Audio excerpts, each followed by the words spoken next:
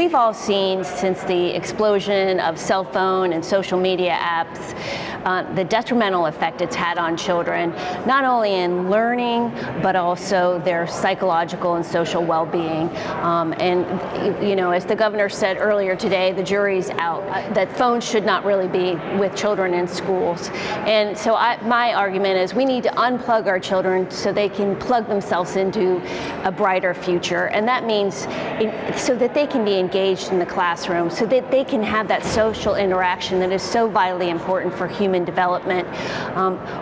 Our hope is with this bill that it will allow for these children to thrive, not only in their social aspects, but also in their learning abilities and setting these kids up for a better future.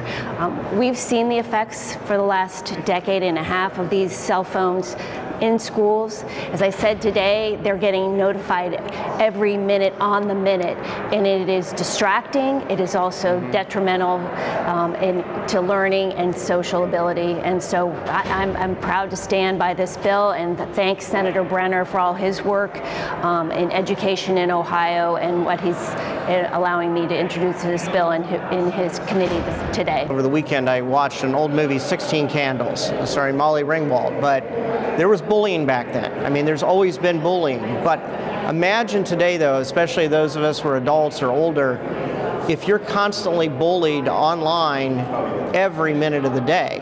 And it's got to the point where kids' mental states are that they've got to check their phone to reply to something where it's harmful to them to the extent that it's increased massive amount of chronic absenteeism in our schools. It's increased the number of kids who are depressed, and just this explosion of cyberbullying, the explosion of even sextortion, which was kind of touched on earlier with the Braden's Law. These are the kind of things that all came about because of the internet, and we really now are to the point where we're finally addressing them.